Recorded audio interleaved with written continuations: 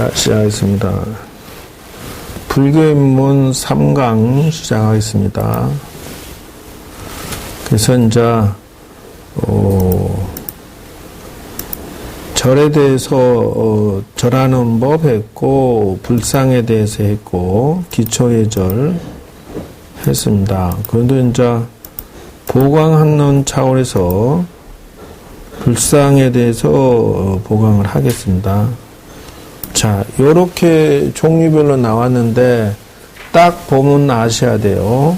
그래서 열애상이라고도 하지만 사실상은 여기는 이제 서가모니 상이다 요렇게 보셔야 돼요. 왜냐하면 손이 항마 촉진이 되어 있으니까 손 모양을 보시고 하셔야 돼요. 자, 이제 요거는 보살상이다 이렇게 볼 줄 아셔야 돼요. 그래서 문수보살, 간세음보살 뭐 이런 식으로 이래 이제 금강역사상이다라고 되어 있죠. 신장상이다 이렇게 기억을 하셔야 돼요. 절의 입구에 보면 이렇게 금강역사라고 있어요. 보통 보면 이제 이렇게 스님 모습으로 조각되어 있는데 이게 나한상이다 이렇게 나와요. 나한님은 아라한과를 성취했다 해서 나한상이에요. 그래서 16난이 있고 500난이 있어요. 그래서 부처님 제자의 육신통이 자유자재 하신 분들이 16난과 500난이 전부 다 그 신통을 가졌다 이런다는 것이에요. 그러니까 요즘 말로 얘기하면은 최첨단을 달리는 최상의 인재들이 나왔다 이렇게 봐야 돼요. 요 당시에 그 500난 중에 한 분만 우리나라에 지금 현재 있다면 얼마나 좋을까? 왜 그러냐면 육신통이 자유자재 하신 분이 한 분만이라도 있었다면 우리가 사는데 인생의 그 코치를 받는데 매우 도움을 받을 것이다. 그 6가지가 뭐냐면 첫째가 천안통이니까 이 나한님은 앉아서 천리만리 일을 모두 다 볼 수가 있다는 것이죠. 그러니까 내가 걱정거리가 있으면 다 봐줄 수 있죠. 근데 원래 그 능력이 우리 거지만은 우리는 개발을 안 했을 뿐이고 이분은 가지고 있죠. 여러분이 바라보는 TV 방송국이 사실은 이분들한테는 필요가 없어. 왜? 앉아서 이렇게 봐버리니까 생각만 해도 보니까. 그리고 인천을 본다 했어요. 우리가 사는 세상을 보지만은 지옥세계부터 시작해서 귀신세계, 천상세계까지 당신이 보고 싶은 대로 다 본다. 아, 귀신이 이래 생겼고 너고 조상은 이래 생겼으며 부터 시작해서 여기 법당에 앉아있는 분, 아, 여기는 앉아있는 분이 누구고 뭐 이렇게 다 보고 소통할 수 있다는 것이. 이게 그 중에 하나가 숙명통이죠.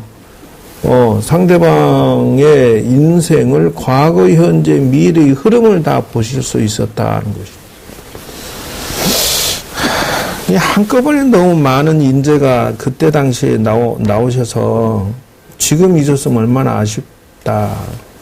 그게 우리의 재능이지만 그 다음에 이제 조사상이라고 하는 것은 이런 경우는 매우 희귀하고 드뭅니다. 그게 무슨 말이냐 하면은, 그 방장, 종종, 이렇게 참선해서 어느 한 경지에 이르신 분을 조사라. 이게 그렇게 얘기한다는 것이죠. 그래서 큰절에서도 의상조사, 원효조사, 상 이렇게 나올 거예요.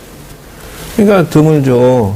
그래서 이런 분들에 한해서 서산대사 조사상 이런 식으로 보조국사 상 이렇게 나가요. 그래서 이제 절에 가면은 이제 이게 서가모니 불 특징이죠. 손이 땅을 가리키고 있다는 거죠. 여기 간세음보살인데 여기는 문수보살의 상호가 되는 것 같아요. 나 금강역사상이죠. 하나씩 이제 크게 보이죠.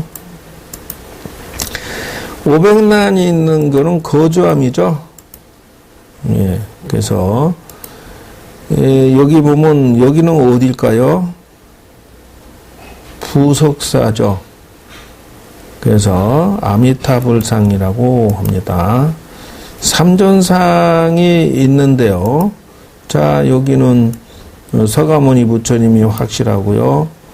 이런 경우를 드문데 과거불, 현재불, 미래불 이렇게 표현할 수도 있어요.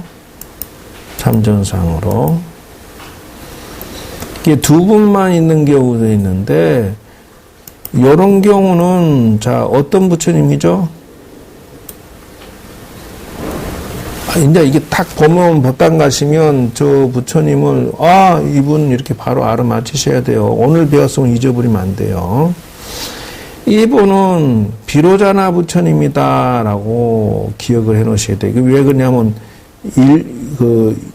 이 손 모양이 수인이 손을 이렇게 잡고 있어요. 이분은 비로자나 부처님인데 우주를 꿰뚫고 있다 이렇게 해서 비로자나 부처님이다. 비로자나 부처님이란 빛이란 뜻이고요. 그래서 그 청정법신 비로자나불 그래서 그 원 부처님의 뜻을 의미한다. 그리고 이제 이걸 서 계신 분을 입상이다 한다 이렇게 아셔야 되고요. 앉아 있는 분은 좌상이다 이렇게 기억하셔야 되고요. 그래서 이제 저렇게 손 모양을 가지고 계시면 거의 아미타불입니다. 손 모양은 수인을 이렇게 가지고 계시면 아미타 부처님이 다수입니다. 그 다음에 이제 누워 계시면 와상이다, 누울 와자, 와상이다 이렇게 하셔야 돼요. 그 다음에 이 자세의 모습에서 특징을 가지는데 앉아 계시는 자세가 결가부자다 해서 결가부자상이다 이렇게 기억을 해 놓으셔야 돼요. 그러면 절반만 올리면 방가부자상이다 이렇게 기억을 해 놓으셔야 돼요. 그래서 지금 이제 여러분들은 생으로 이렇게 볼 수 있어서 행운이라고 봐야 돼요. 이게 지금 옛날 같으면 현장에서 일일이 볼 수가 없으니까 이게 그 반가부자상이다 이러죠. 이걸 보고 뭐냐면 여러분들 그 미륵불의 반사유상이라는 게 있어요. 그래서 그분과 같이로 여기는 이제 간세음 보살님이라는 걸 알 수가 있죠. 화병 속에 버드나무까지 있으면 간세음 보살이다. 여기에도 이제 아마 부처님이 조각되어 있어야 돼요. 그래야 간세음 보살이 확정적이에요. 그 다음에 이제 의자상이다. 의자에 앉아 계셔서 그래요. 뒤에가 의자에 앉아서. 자, 열애상이다라고 하는데, 요렇게 서가모니 부처님을 열애라고 한다. 여여하게 오셨다 해서 열애라고 그래요. 그래서, 여기에 이제 특징상으로, 이게 이제 금동 아미타 열애불이다라고 하죠. 아까 내가 얘기했죠. 손 모양 수인을 이렇게 가지고 계시면 아미타 부처님이다라고 기억해 놓으시라 했죠. 그래서 전국 어느 절을 가도 이제 소조 열애좌상이라고 하는데 열애좌상이라고 했으니까 서가모니 부처님이죠. 예, 손 모양의 특징을 두셔야 돼요. 석조 약사 열애 좌상이라고 하는데 이게 이제 그 복합적으로 믹서되어 있는 거예요. 손 모양은 석가모니 부처님인데 이쪽 손에는 약그릇을 들고 계시니까 석조 약사 열애불이다. 이 겸해져 있는 거예요. 그러니까 그렇게 알고 계셔야 되고요. 그 다음에 이제 이게 이 모습이 비로자나 부처님의 손 모양이라겠죠. 철조 좌상이지만 이 비로자나 부처님이다. 손 모양을 보고 법신불이다 이렇게 기억을 해 놓으셔야 돼요. 이제 어느 전에 가도 틀림없이. 그러면 서가모니 부처님의 특징에서 서수인이 항마족지인이요 선정인이요 전법륜이다. 요 세 가지 특징을 가지고 계세요.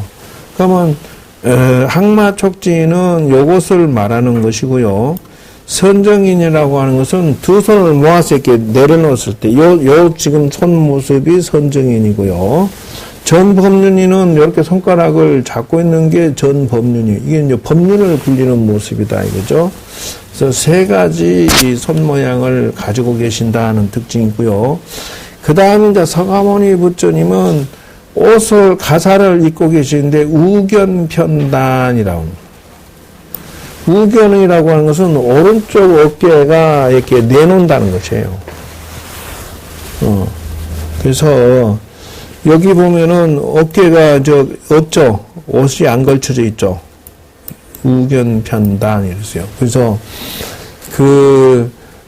보통 보면은 우리가 인사법, 예의법에 보면 나는 무기를 지니지 않고 있습니다라고 해서 두 손을 보여주기도 하고 이제 오른쪽에 무기가 없음을 보여준다 이런 것도 옛날에 문화인데 일종의.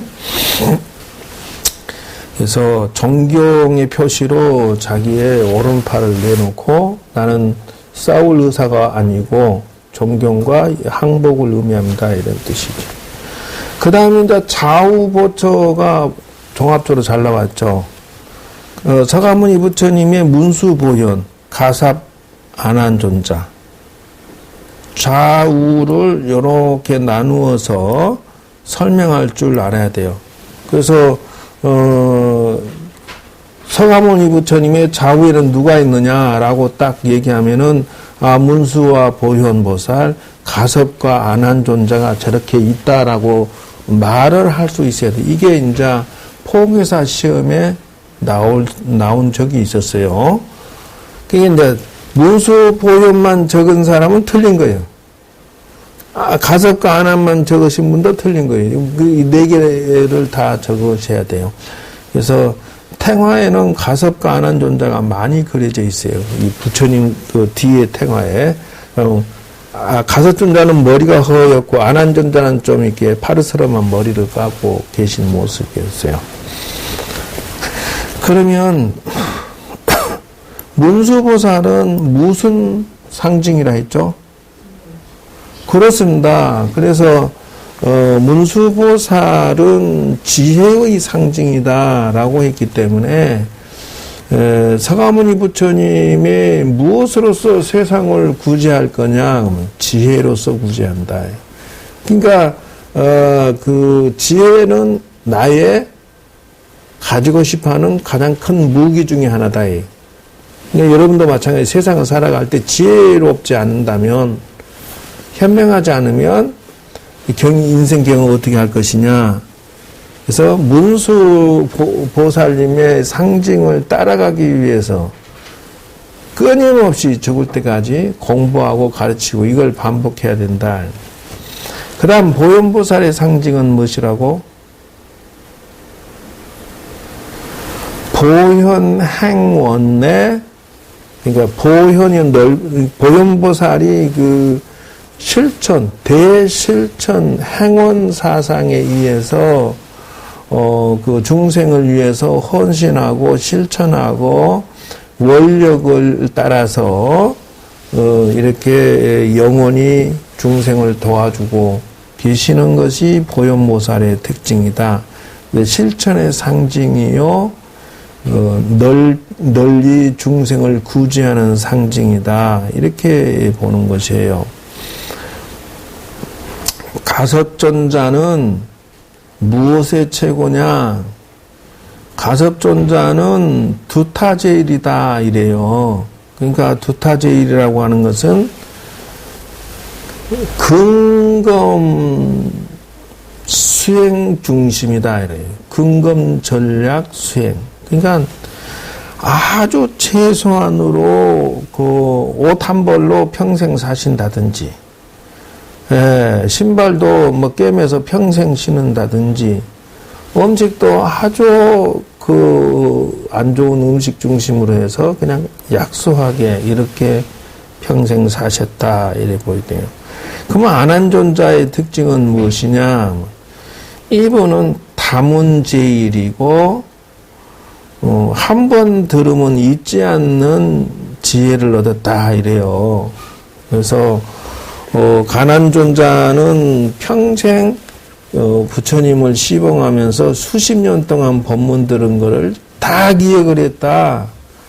이것도 뭐라고 해야 되나, 지금 생각하면은 이건 먼저 퍼즐 조각 맞춘 것처럼 요 시대에 동시에 만나기 위해서 어쩌면 그렇게 잘 만났는지.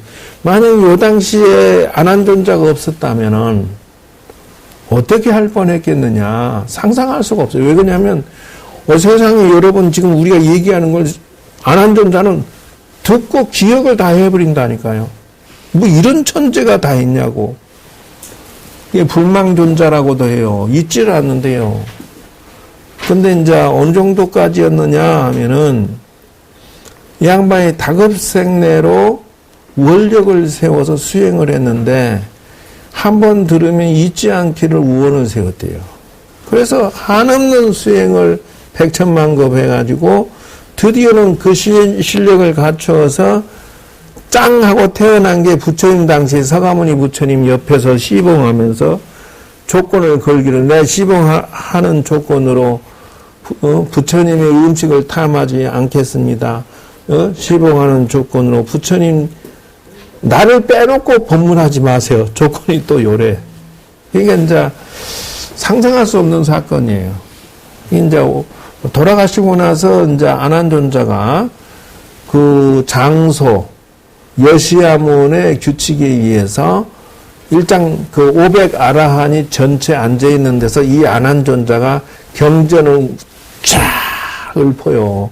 부처님께서 법문하신 것을 그대로 녹음기 틀듯이 하면은 500 아라한이 점두 인정을 해요. 아, 그거 맞다라고 500분의 성자들이 맞다라고 하면 그 경전은 보존.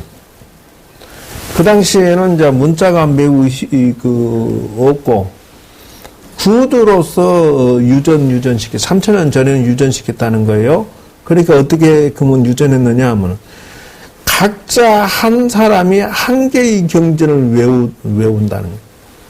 능력이 된 사람은 2권, 단된 사람은 3권, 이렇게. 그래서 외워서 구전전술했다, 이래요. 구전전술. 그러니까 지금 생각하면 너무 기가 막힌 그 만남이었다, 이렇게 볼 수가 있어요. 역사가 이루어지려면 이런다는 거죠. 자, 두 번째. 아메타 부처님의 그 특징은 손은 구품인이다, 이래요. 구품이랑은 손 모양이 9가지 동작이 있어요. 그리고 이제 가사는 통견이다, 이러는데, 원래는 이렇게 오른쪽 어깨를 내놓지 않는다는 거예요. 그냥 가사가 전체에 있다는 것이고요. 가곤사 아미탑을 보면 어깨가 내놓지 않고 전체 옷으로 잘 싸져 있죠. 이게 가곤사가 여기가 아미타불이에요. 그 천안 대불 있죠. 청동 천안에 가면 큰 청동불 있잖아요. 그렇다는 거예요. 그래서 여기가 이제 가사 온님 통가사라고 그래. 이거 통가사. 지금 하자면 오른쪽 어깨 내놓고 이러지 않았대. 아미타 부처님이 의상으로도 알아맞힐 수 있고요. 그 다음에 이제 이 수인이 9가지라고 하는데, 요런 손 모양. 요것이 수인인데, 이런 동작이 9가지가 있어요. 아미타 부처님의 특징이라는 것이에요. 그 다음에 이제, 그러면 아미타 부처님의 좌우에는 누가 있느냐? 좌우에는 간세음 보살님과 대세지 보살이 계신다. 이렇게 알아맞히셔야 돼요. 이것도 못 알아맞히는 분이 대다수예요. 그래서 이제 간세음 보살은 그 자비의 표상이다, 이래요. 자비의 상징이다, 이죠. 그래서 영원히 사랑을 위해서 원력을 실천하신 분이다. 그러니까 이제 오직 남을 위해서 영원히 살겠다. 대세지보살하고 관세음보살하고 형제라고 하는데 대세지보살은 난 특징은 잘 모르겠어. 일단은 뭐 차후에 또 조사를 해볼게요. 3번. 자, 비로자나 부처님을 나타내고 있죠. 자, 그래서 손의 모양을 지권인이다라고 외우셔야 돼요. 그러면 아미타 부처님의 손 모양은 뭐라겠죠? 아까 했는데 그건 비로자나 불이고 아미타불의 손 모양이 뭐라겠지? 그렇지, 구품인이라고 이렇게 손 수인의 구품인이라고 이렇게 정확하게 얘기를 해야 돼요. 그러면 서가모니 부처님의 손 모양은 그렇죠. 항마촉진 선정인 전분이 3개를 다 해야 돼요. 왜 그러냐면요. 포교원 그 시험 칠 때 항마촉진은 다 맞췄어. 근데 나머지 2가지 생략해가지고 탈락. 그러니까 이 손 모양도 쉽게 생각. 가사는 어떻습니까? 그러니까 우견편달했는데 아미타불은 어쩐다고? 통견이라고 얘기를 안 해가지고 또 틀려버린 거예요. 이게 함정이 아무것도 아닌 것 같지만 자꾸 빠져서 실수를 하는 경우가 다수 있어요. 그래서 비로자나 부처님은 직원인이고 손 모양은 이렇게 손 모양은 손을 잡고 있는 손가락을 서로 잡고 있는 거죠. 그래서 석조 비로자나 좌상이다 하는데 이분의 좌우보처가 재밌어요. 노사나불과 서가모니 부처님이 오른쪽 왼쪽에 앉아 계신다. 그러니까 법신보심 하시니 삼전불이라 이렇게 표현하기도 하고요. 그 다음 문수가 보살과 보현보살이 좌우보처다. 그 서가모니불하고 같아요.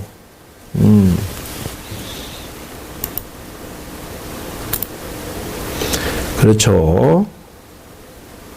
그 다음으로 넘어가서 이게 이제 미륵보살 4번째 정확하게 수인은 시무예인과 여원인이라고 이걸 기억을 해 놓으셔야 돼요.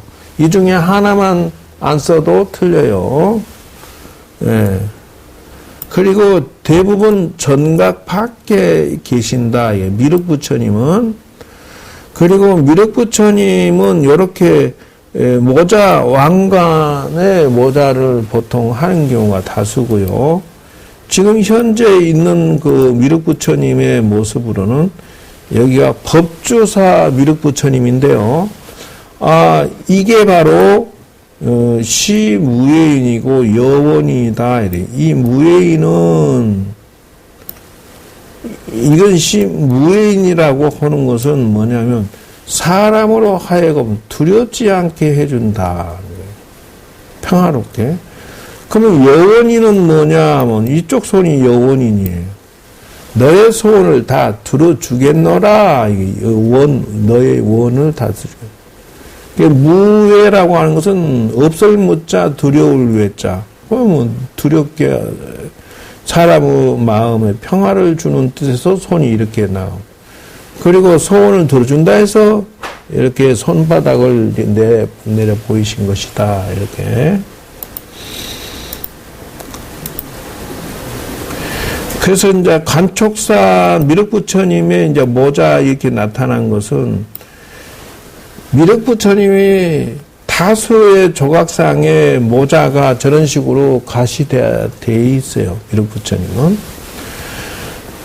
그리고 이제 손 모양도 역시 비슷하죠. 그래서 여원인과 하심.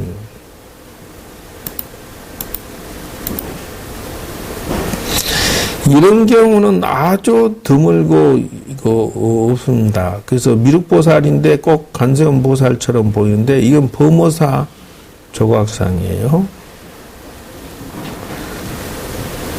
그 다음 약사불의 특징으로는 다섯 번째, 질병치료와 수명연장, 제약소멸이고 의복, 음식, 중생구제의 표상이다.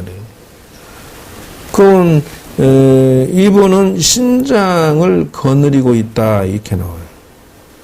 특이하죠. 약사부처님이 저런 건 특이한 거예요. 그리고 이제 왼손이 이겁니다.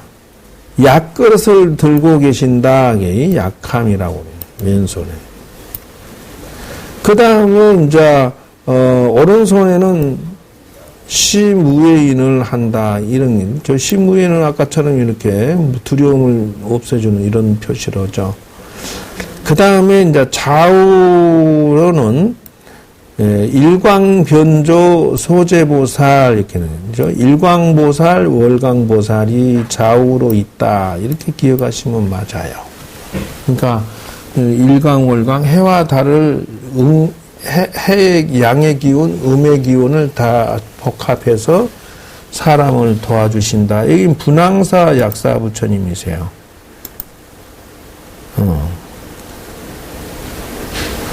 여기는 어디죠? 갓바이 약사 부처님이세요. 그래서 갓바이가 어떤 부처님도 모르고 막 거기 가서 기도하는데 그렇죠. 갓바이는 약사 부처님이세요. 상호가 아주 뭐 거룩하시죠.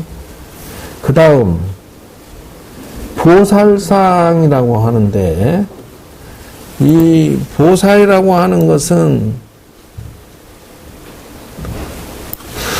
중생구제의 표상이다 이런 뜻이에요. 그래서 특징은 뭐냐면 보관, 천의, 장신구를 하고 있다. 보살은 옷이 보편적으로 모자와 옷이 화려하다. 예, 그래서 구분하는 것은 열애상에 손에 든 물건이나 형태로 구분한다 이랬죠. 그래서 열애상은 사치가 좀 적고 보살은 좀 화려하고 이런 차이점이 있어요.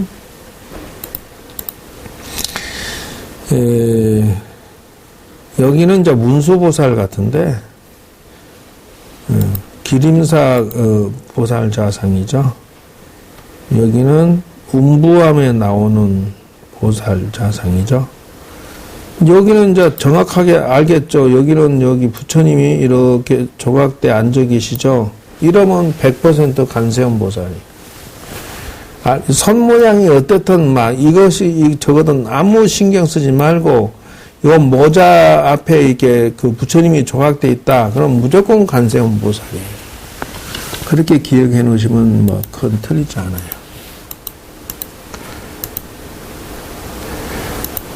그 다음 이제 간세음 보살이죠. 간세음 보살의 특징으로 이 부처님이 참 나로서는 잊을 수 없는 부처님인데 해수가는 참 여기서 기도 참 많이 했네. 약병 들고 계시죠. 거기에다가 이제 간세음 보살이니까 모자에 부처님이 조각되어 있겠죠. 네. 그래서 특징으로는 자비를 상징하고요. 보관에 아미타불이 계시고요. 연꽃과 감로수병이 있고요. 그 다음에 간세음 보살은 11면 간세음 보살이 모자에 뚜루루 이렇게 얼굴이 11개가 있죠. 정상에 하나, 좌우로 이렇게 333 해서 그 다음에 손이 천수천안 있고 이게 전부 간세음 보살입니다. 어떤 분은 천수천안 따로 있고 간세 11면 보살 따로 있고 간세음 보살 따로 있고 이렇게 얘기하던데 너 그렇지 않습니다. 전부 같은 간세음 보살입니다. 그러니까 어떤 분은 감로수병 들고 있는데 이분은 왜 대세지 보살이지 뭐 이런 식으로 나가는 것도 있고 연꽃 들고 있는데 이분은 뭐 다른 분이 될 때가 있고 그래요. 그러니까 그 혼선을 가지면 안 돼요. 역시 손이 여러 개 있죠. 그래서 간세음 보살이에요. 자, 문수보살의 특징은 지혜를 상징한다. 딱 써져 있죠. 그리고 두 번째 특징이 뭐냐면요. 영꽃과 사자의 특징입니다. 그러니까 이렇게 사자를 타고 계시면 문수보살이다. 이렇게 알아맞히시면 틀림이 없어요. 그래서 사자는 지혜의 상징이다라고 본다는 것이죠. 해인사 그 문수보살 상이에요. 그러니까 사자를 안 타고 있다. 그러면 문수보살이 아니에요. 자, 그 다음에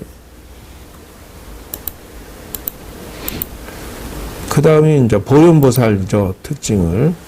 보현보살의 특징은, 자, 코끼리를 타고 있거나, 연하대를, 타고 있을 때라고 하는데, 코끼리인데 요 상호가 코끼리 같지 않죠? 이런 경우도 있어요. 그러니까 이 특징을 기억을 해 놓으셔야 돼요. 해인사에 있는 이게 보현보살이다라고 이렇게 딱 알아맞히셔야 돼요.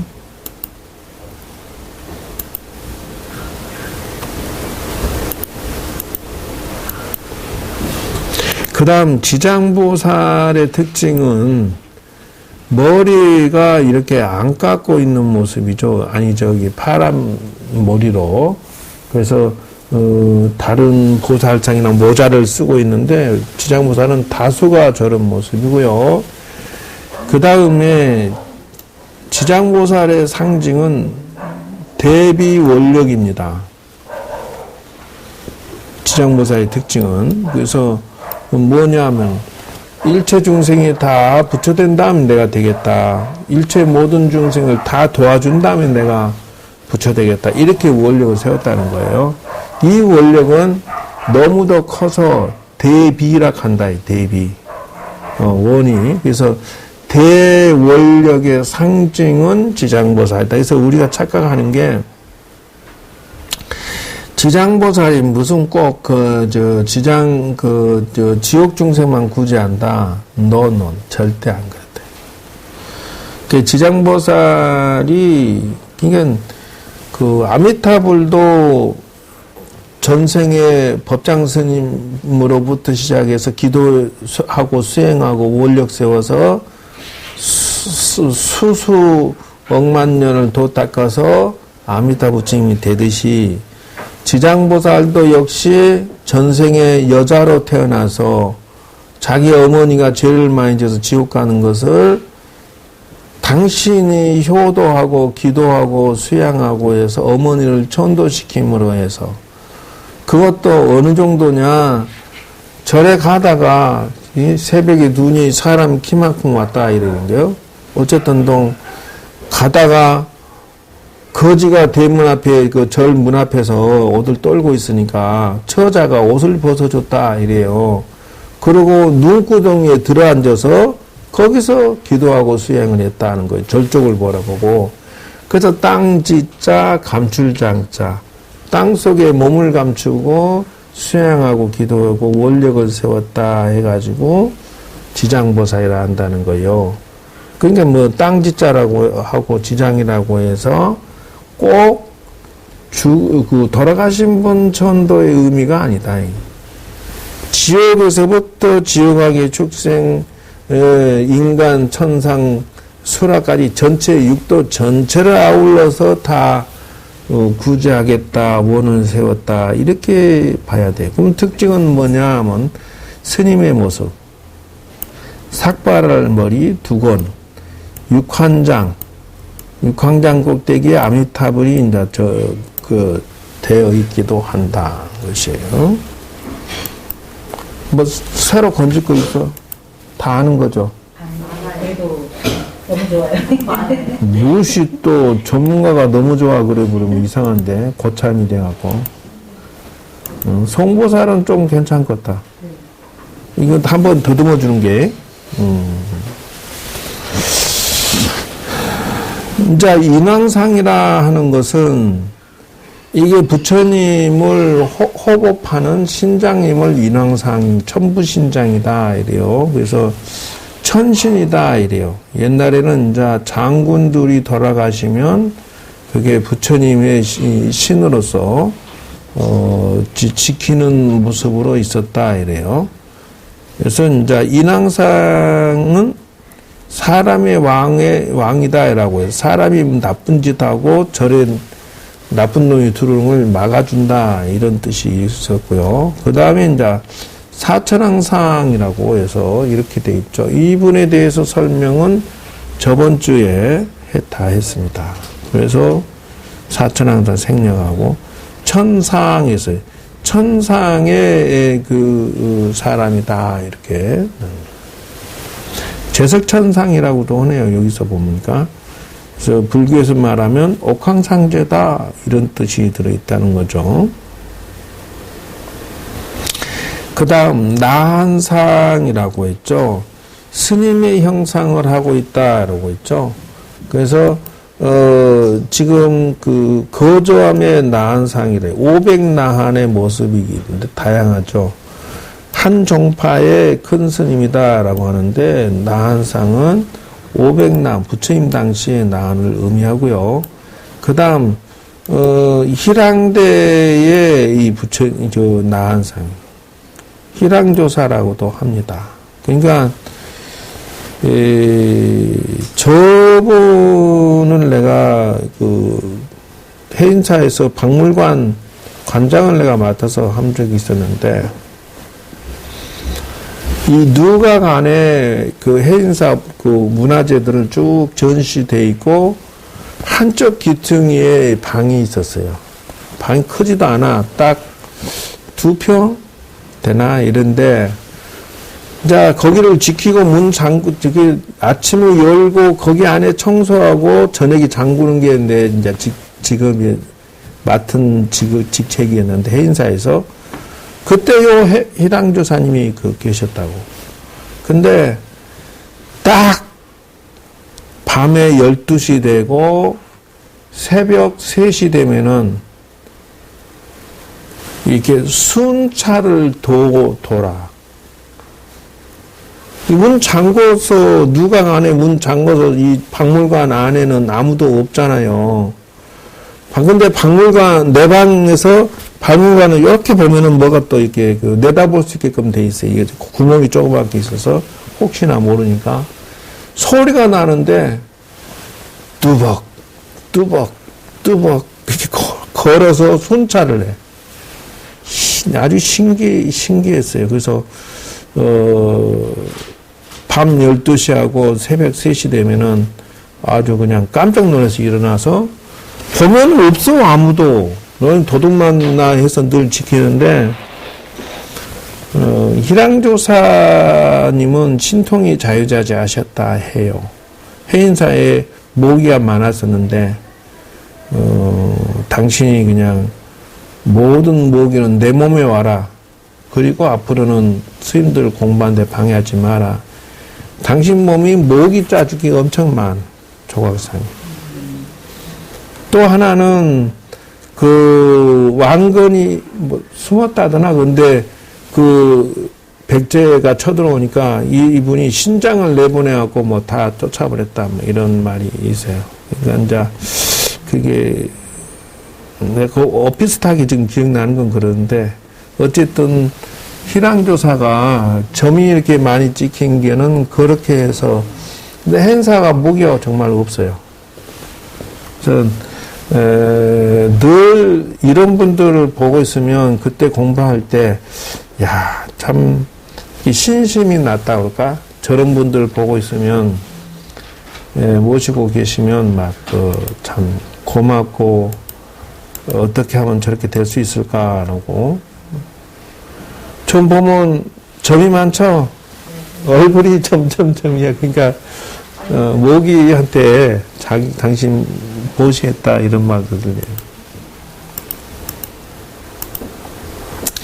자, 수인에 대해서 부처님의 손 모양이 이제 인계, 인상, 미린이나 개인이나 이렇게 표현을 말합니다.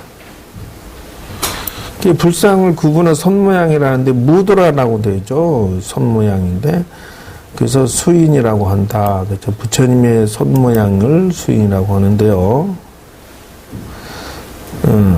그래서 여러분들이 그동안에 손 모양 직접 보는 것은 서가모니 부처님이 선정이는 이렇게 돼 있다. 전 법륜이는 뭐냐? 이렇게 생겼다. 이렇게 손 모양을. 이 서가모니 부처님이 세 가지가 서가모니 부처님인데 항마촉진. 그러면 이제 여원이는 어떤 부처님? 또 잊어버렸어. 여원님 누구? 그렇지. 신무에는 누구? 그렇지. 미륵 부처님. 그렇게 바로바로 나와야 돼요. 직원이는 누구? 그렇지. 그렇게 나와야 돼요. 그래서 금방 배웠는데도 그렇게 이제 더듬더듬하죠. 그 다음, 요게 이제, 구품인이라고 해서, 아미타 부처님의 손 모양의 9가지 모습이에요. 이게 다 이제, 상품 상생, 상품 중생, 상품 하생, 이렇게 해서, 구품 중생을 표현했다, 이렇게. 그러면, 상품 상생이라고 하는 것은, 중품 상생, 하품 상생, 여기서도 셋으로 나눠요. 이렇게 해서 하품 상중하, 중품 상중하 이렇게 나눠요. 왜 컴퓨터 도둑질에 간다고? 어떻게 이렇게 자료 정리했냐고? 네. 참네. 아이 내가 섣불려는 아마추어 아니라니까. 그러니까 하품은 어떤 거냐면은 여러분들이 이제 남함탐을 하고 열심히 기도한 사람. 그래서 왕생락하고 싶습니다 하는데 업장이 두껍고 그 수행이 약하지만 일념으로 아미타불을 했기 때문에 극락세계에 태어나기는 하지만 하품으로 있다는 거예요. 근기가 낮다. 그러나 중품이라고 하는 것은 업장도 옅고 연불한 수행 공덕도 강하고 해서 공덕이 무량해서 중품으로 태어난다. 그러니까 이게 하품, 중품이라고 해서 그래서 여러분들도 업장이 두껍지만 일심으로 아주 아미타불 하면은 누구나 다 극락세계 일단 간대요. 일단 가고 환경이 좋은 데서 너도 나도 거기 가면은 나쁜 일로 빠질 수가 없대요. 왜냐하면 새도 연불하고 수행하고 도 닦고 무슨 나무도 짜르릉 이렇게 부딪히는 소리가 전부 불경 소리나 아니면은 뭐 아름다운 불교 음악이라든지 먹는 거 자는 거 걱정 하나 없이 오직 도만 닦을 수 있는 환경을 딱 거기 아미타불 세계에 태어나는데 하품은 우리 같은 보통 사람들, 중품은 일생 동안 아미타불 하는 사람, 상품은 삼매에 들어가서 수행의 도가 높으신 분, 극락세계에 들어가는데 보통 사람이 아주 열심히 하면 하품 상생한다는 거요. 중생, 하생. 그러니까 포기하지 말아요. 여러분도 가능하다. 광배라고 하는 것은 부처님의 몸에서 나온 빛인데 이게 뒤에 배경의 광배죠. 빛광자. 그래서 부처님의 몸에서 나온 신령스러운 빛이다. 이래요. 광자. 예. 그래서 광배가 요렇게 조각되어 있는 요 뒷모습, 그리고 요 동그랗게 되어 있고, 요 밑에도 동그랗게 되어 있고, 요런 식으로 되어 있는 것을 광배라고 한다는 것이에요. 그러니까, 누구나 돌을 닦으면 저렇게 빛이 난다, 이죠. 예, 저런 모습. 그러니까, 오직 돌을 많이 닦아야 돼. 그게밖에 없지. 그 다음, 뭐라고 했어? 4권 끝났다.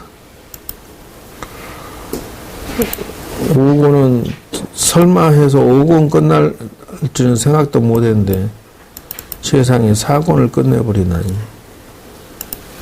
너무 열심히 해버렸나?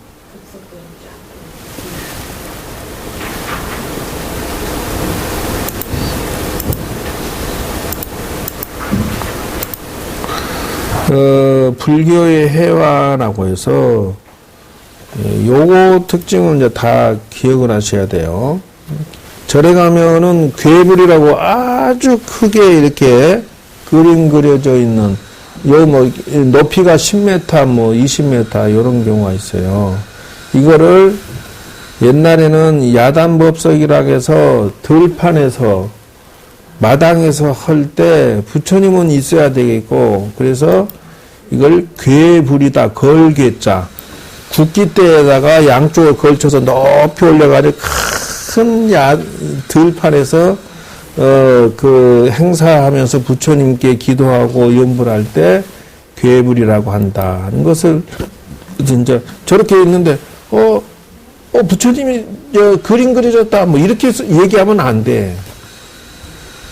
그 다음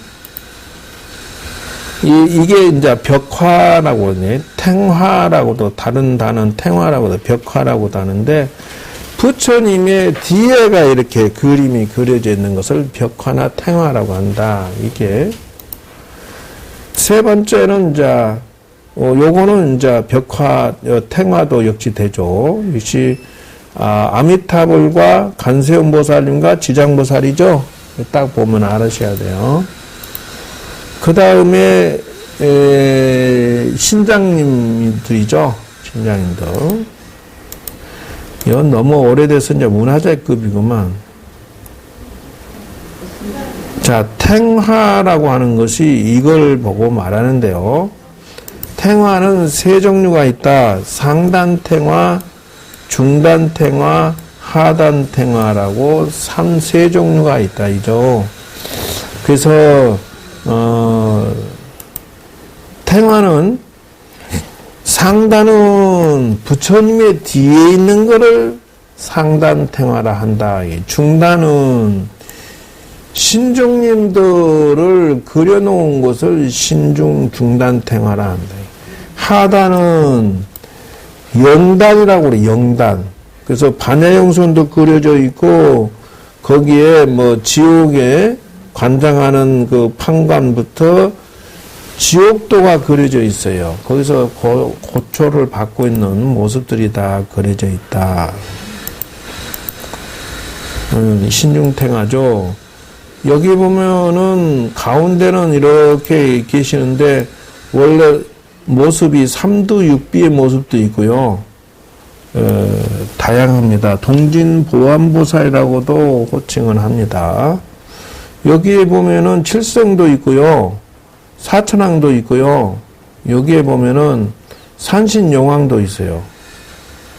여기 보면 얼굴이 용처럼 그려져 있죠. 여기 용왕이라고.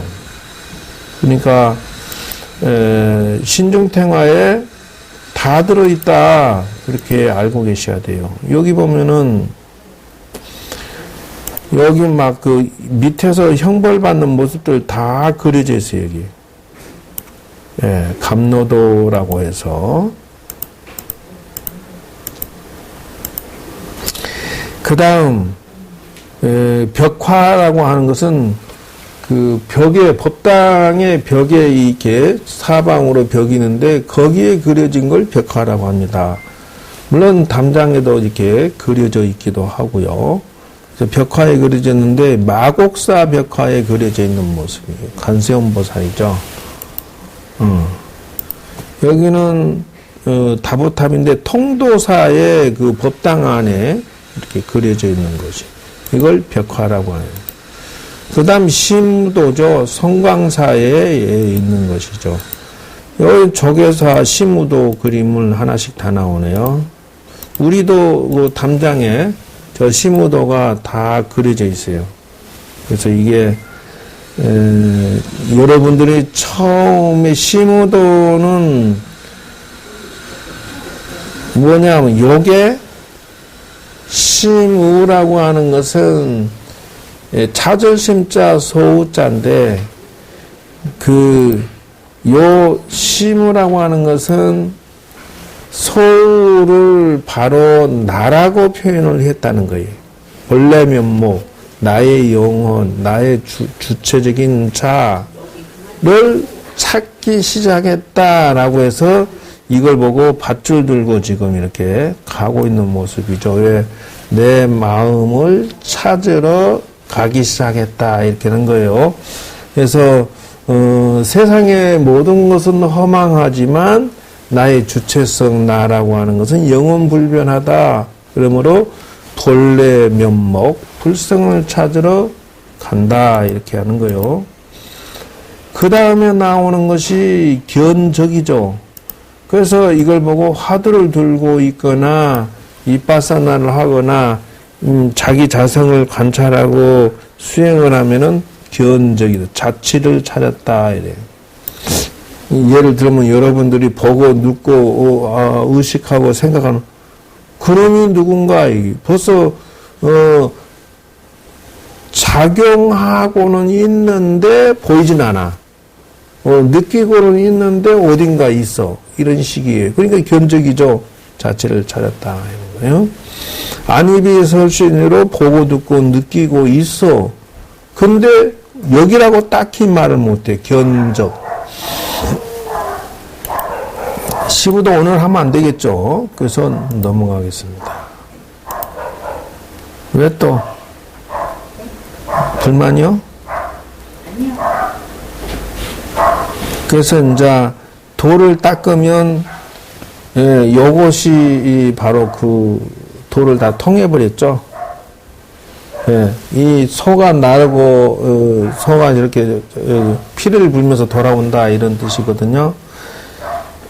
이게 이제 소를 찾았어요. 예를 들어서 근데 찾았는데 강아지도 말 안 들으면 뭘로 해야 돼요?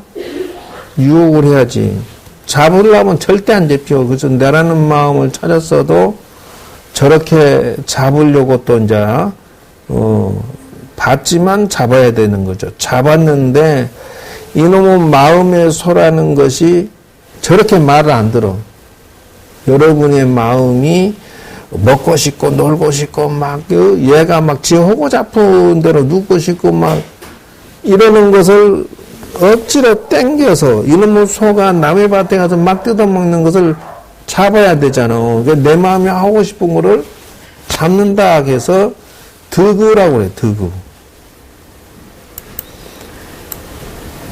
진짜 사람의 마음이라고 하는 게 동서남북으로 뛰다닌다 이 말이요. 그렇기 때문에 이런 상태의 마음을 형상화시킨 거예요.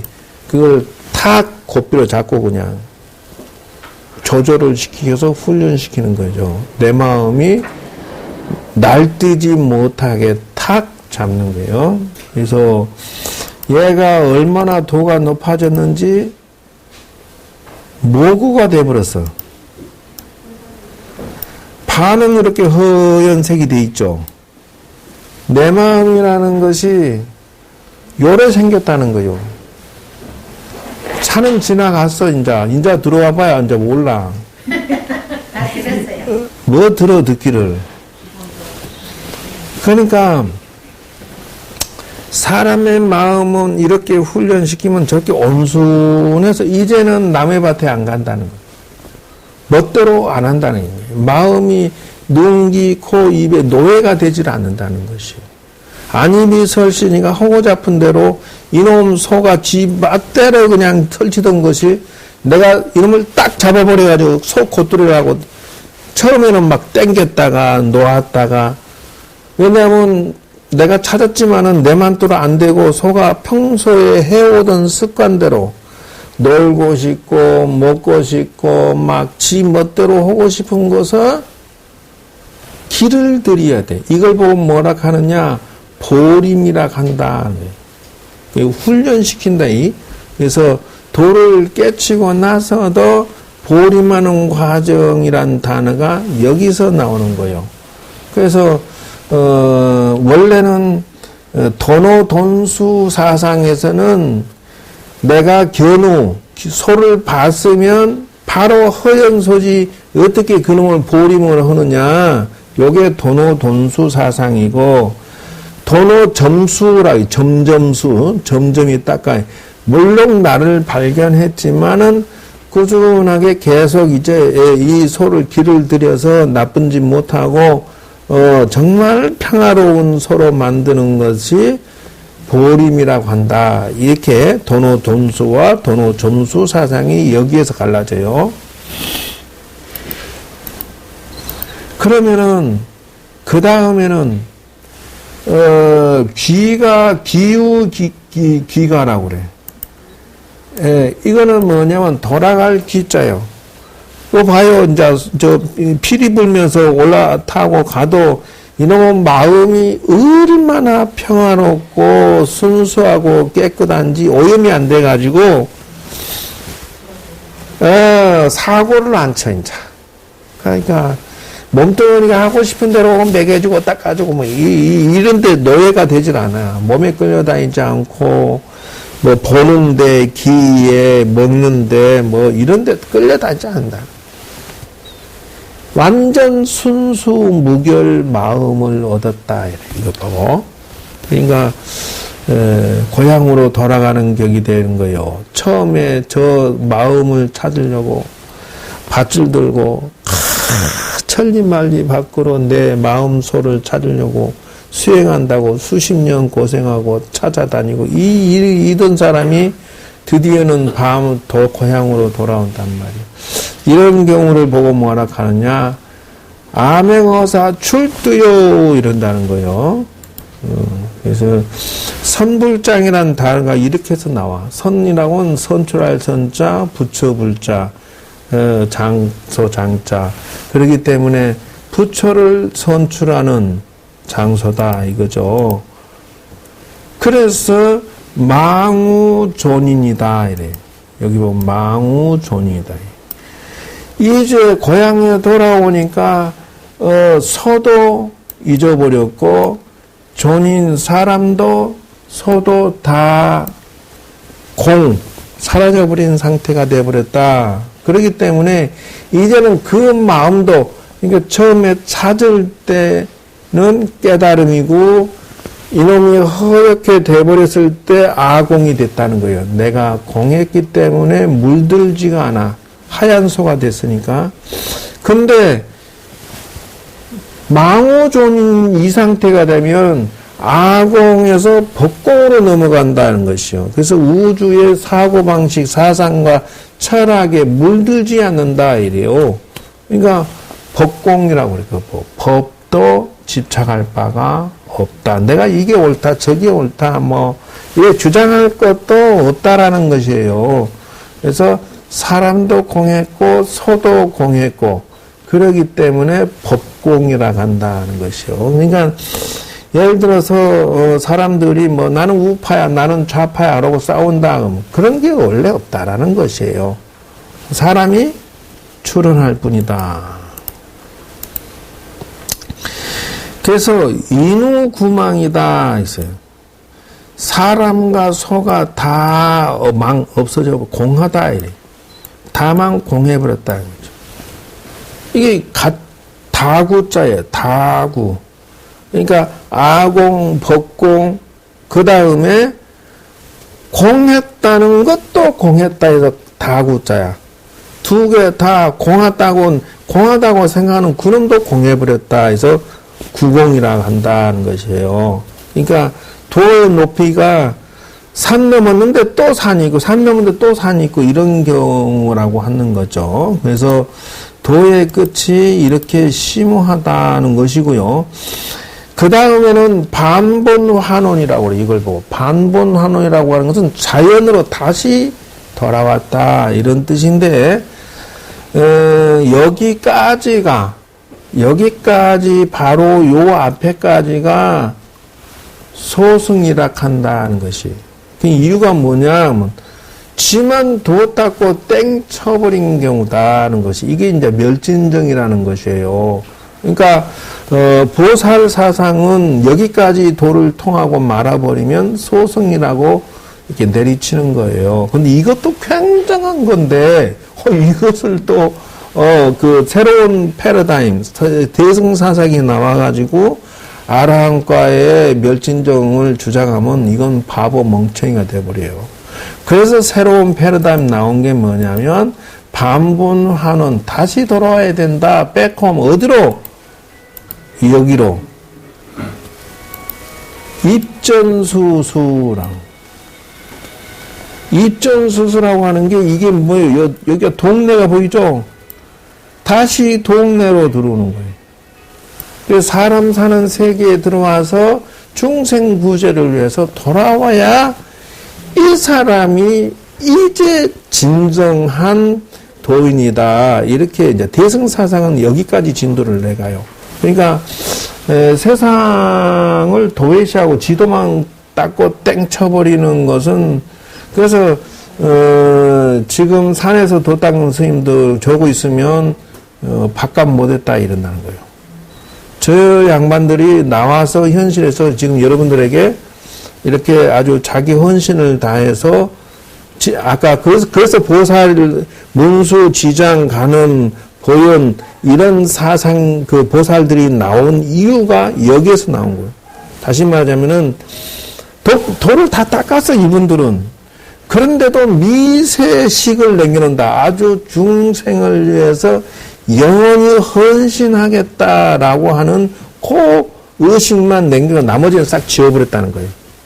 착한 일에도 했다는 생각 없이 하고 오직 저분들이 부처가 되도록 내조하고 도와주고 구제해 주는 것만이 사명으로 가지고 입전수수 다시 돌아와야 이 스님이 이 도인이 완성품이다 이런다는 거예요. 그래서 도의 끝은 다시 돌아와야 된다. 그 이유가 뭐냐? 그 근원을 부처님한테 갖다 붙인 게 바로 그거예요. 어디? 부처님이 법신보신 화신으로 이미 도를 닦은 양반이 지 혼자 도 닦고 땡쳤으면은 온갖 3,000년이 넘어오도록 불교 사상이 여기까지 존재하지 못했을 거다 하는 거예요. 그럼 이유가 뭐냐면 법신 그 멸진정 얻어서 이미 부처 되신 분이 뭐 하려고 현실에 다시 오겠느냐는 거예요. 그런데 도를 다 닦으신 분이 그 부처님이 계시는 저 중간층에 도솔천 내원궁에 딱 계시다가 당신이 공덕만큼 복덕을 가지고 인간 세상에 딱 나와서 중생을 도와주고 백홈 다시 법신으로 돌아갔다는 거예요. 이게 완성이라는 거예요. 이게. 그러니까 성화모니 부처님이 도를 다 닦아서 끝났는데도 불구하고 다시 인간의 몸을 뒤집어서서 도 닦는 모습을 점차 도 닦는 모습 6년의 수행 과정을 그대로 우리한테 액션 보여주고 이미 도를 다 통했는데 그렇게 보여주고 돌아가는 모습을 해줘야 사람들이 보고 따라가는 그 내비게이션 역할을 해줘야만 당신의 사명은 끝난 것이다. 그러므로 지금까지 불교 철학이 진화해 오면서 결론은 뭐라고? 입전수수하지 않는 스님은 또는 입전수수하지 않는 여러분들은 미완성이고 사탄이고 아직도 부족한 이 사고방식을 가진 자다 이런다는 거요. 그러니까 자기 몸을 헌신해 자기 인생, 자기 재주, 자기 능력, 자기 돈을 평생 영원히 헌신하겠다는 생각이 없으면 이 사람은 아직 불교 신자가 덜 된 사람이다.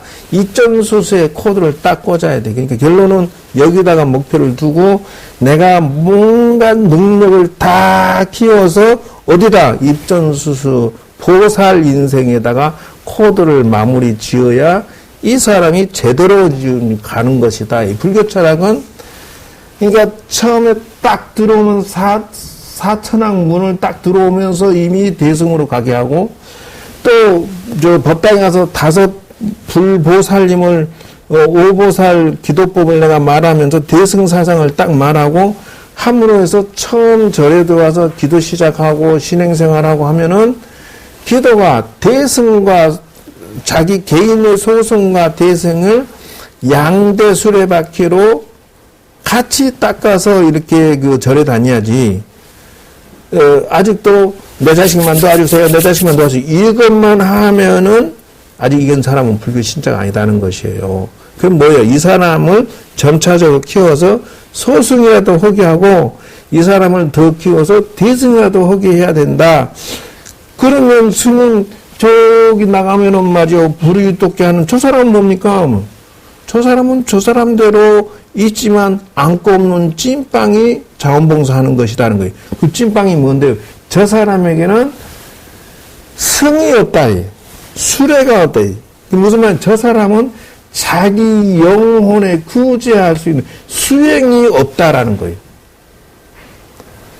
그러니까 사회에서 있는 사람은 더 말할 것도 없고, 그러면 절에서 자원봉사와 이 입전수소 세상에 나와서 도와주고 봉사하고 하는데 사회와 뭐가 차이점이니까 이 사람은 영원히 구제할 수 있는 승이라는 탈승자라는 소승이 됐든 대승이 됐든 수레승자가 없는 그냥 짐승이 먹고 똥 싸는 봉사일 뿐이라는 거예요. 죽으면 똥 싼다는 거예요. 그럼 여기에는 영혼도 없고 여기에는 수행도 없고 아무것도 없는 그냥 사람들 사는 그냥 그거고, 이 불교의 입전수수는 탈승자가 들어있다는 거예요. 그래서 이거 타고 있으면 결국은 자기 수행의 완성, 결국은 봉사를 대승보살의 완성, 그래서 상상할 수 없는, 저쪽에서는 같은 출발선에서 죽으라고 달리기 하지만 결과는 하늘 땅 차이. 이 사람은 죽어서 썩어서 문드러지고 갑을 서로 주거니 받고 전쟁터만 남아있어. 왜 그러냐면 착한 일을 해도 전쟁이고 나쁜 짓을 해도 전쟁이에요. 왜 그렇습니까 하면 나쁜 짓을 하면 그것에 피해 입은 사람들이 보복하기 때문에 그렇고, 착한 짓을 하면은 착한 짓을 하면은 적이 없을 것 같습니까? 반대편은 또 착한 놈이 더 왼수예요. 저놈 때문에 자기들이 사기 못 치고 도둑질 못 했으니까. 그러니까 간세음보살 하면은 다른 종교나 다른 사람들이 간세음보살 사탄막이 안 할 것 같아요? 합니다. 그럼 차이점이 뭐냐? 수행을 하게 되면은 이 전쟁이 끝난다는 거예요. 중요한 것은 사회에서는 전쟁이 끝이 없어. 인과 법칙에 서로 주거니 받거니 선 낙이 이게 끝이 없는데, 이게 수행이라는 단어를 양쪽에 딱 집어버리면은 전쟁이 평화로 간다는 거예요. 결국은 선행하되 자기 수행을 집어넣기 때문에 서로 인과 법칙에서 벗어날 수 있는 위대한 파를 가지고 있다. 그러니까 교회에서 선행 짓는 거 100,000만 번 해봐야 썩어 자빠진 선행밖에 될 수가 없다. 왜? 수행이 없기 때문에. 거기서는 전쟁밖에 없어. 천주교에서 아무리 착한 일 많이 해도 수행이 없어. 거기는 선이라는 단어가 단 한 글자도 안 나와. 도 닦아서 부처대세라는 단어가 한 글자도 안 나와. 오직 종으로서 영원히 도 닦지 마. 이게 걔네들의 기존 철학이다 하는 것이에요. 그러니까 거기서 선행하는 것은 억만 번을 해도 이 자기 수행의 그 철학에 눈을 뜬 세계의 한 사람이 위대하다 하는 이유가 바로 그것이, 금강경에 항아수 모래만큼 어마어마한 지구를 다 팔아서 보시행을 해도 공덕이 작다 한다는 거요. 오직 사국계만 일러줘도, 사국계로 해서 도 닦는 것을 일러줘도 이게 공덕이 더 크다는데? 왜 그러냐? 이 사람들은 영원히 도 닦을 생각을 못 가지니까. 착한 일 아무리 해도. 그러나 한 사람만이라도 자기 완성이라는 도 닦는 걸 깨달음을 준다는 거, 이건 이 사람의 100,000만 번, 수억만 번 태어나면서 지금 현재의 깨달음을 줬으니까 이 사람이 엄청난 빅뱅이 일어난 거예요, 지금, 현재. 이제 새로 시작하는 거예요. 자기 영혼의 눈을 떴으니까. 아이고, 오늘 너무 많이 했다, 수업을. 괜히 사무장 들어와갖고 이 중단할 건데. 시부도는 원래는 따로 내가 연구한 게 있는데, 이거 어떻게 그냥 하다 보니 나와버렸어요. 그래서 다음 주에 계속 이어서 설명해 나가겠습니다. 끝나고 이제 대성을 하는 거예요? 그래서 이제 처음 출발부터 소승이 아니라 대승으로 출발을 해야 된다. 절의 모든 신자들은 자기 수행과 상대방들을 모두 구제하겠다는 원력을 세워서 이 절에 다니면서 기도도 하고 공부도 하고 해야지. 거기에 빠져버린 상태, 그냥 단순히 나 가족만 밥 먹고 살게 해주세요. 이것만 하고 오면은 업을 짓게 됐는다. 저 사람은 불교 신자가 아니에요. 그냥 구경꾼이지. 절에 와서 기복하고 있는 것이지, 이 부처님이 가장 소중히 여기는 건 뭐냐? 너도 부처다는 거예요. 그 부처님이 가장 주고 싶은 게 뭐냐? 네가 부처 되라는 거예요. 부처님이 이것도 설명해 주세요. 됐어. 이제 그만해. 지금 1시간 반이 지났구만. 지난 시간에도 이거 엄청난 거 나왔어. 본인이 빠져서 그렇지. 빠졌는데요? 이건 못 봤잖아. 지금 이 설명들을, 이것들을 다 못 봤잖아, 지금. 오늘 본문하신 것만 해도 그 몇 달치 본문보다 더 깊은 말씀 나오셨어요. 지금 뭐, 계속 이런 거 다 지금 액션 보이면서. 옛날에 뭐안 가르쳐 주셨는데. 내 배 아파. 또 갑자기 왜 저래, 그러니까 수업 시간에 빠지면 손해요. 차렷 이상 마치겠습니다.